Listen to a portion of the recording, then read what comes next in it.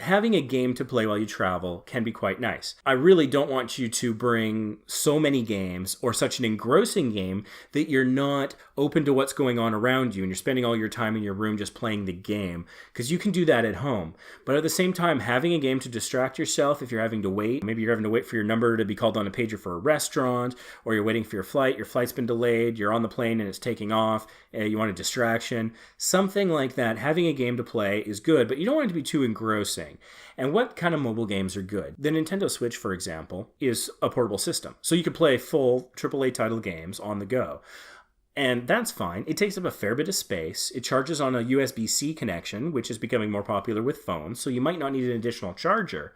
But I would recommend bringing games that you can play in little snippets. Super Mario Odyssey works relatively well for that. Mario Kart is fantastic for that. Bomberman, things of that nature. And those are all games you can play without a connection to the internet. I don't know that you want to be bringing something huge like Breath of the Wild or L.A. Noire, something that's engrossing and that you're going to want to play and beat extended missions on. You're going to want something that you can pick up and play easily. And so another system that's great for that is the 3DS. And on 3DS, there's a Mario Kart, there's a Smash Brothers, there's a lot of games like that are pretty good to pick up and go. But if you don't want a whole separate system, there is games on tablets and phones. Again, on the phone, I like the game Balls, spelt with a Z. There's Angry Birds 2. Those both work without Wi-Fi.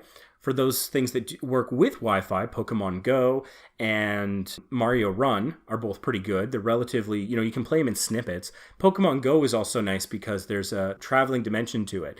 And there's often a lot of Pokestops and lures that have been dropped at airports because people are waiting around. And so that helps the time go a lot faster. And on a tablet, you can be playing Fruit Ninja, or there's Hill Climb Racing. There's a Halo game for the Surface that's quite good. My general preference is try to just have a couple of games on the things you're bringing already, but having a 3DS or a Switch, if that works for you, all the more power to you. But just really think about the kind of games you're bringing. Don't play an RPG while you're traveling unless you're just going to do some simple grinding, because you want to look up and enjoy the world around you. You want to be able to put it down in a moment's notice. Suddenly your table's ready at the restaurant. Suddenly your flight is boarding.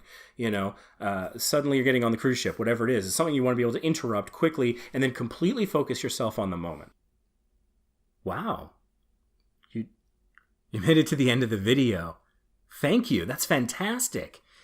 I guess that means you liked the video. If you did, could you click like? That'll help us be found by other people so they can hopefully like the video too. As well, you can click here to see another video or click here to subscribe. Thanks for watching.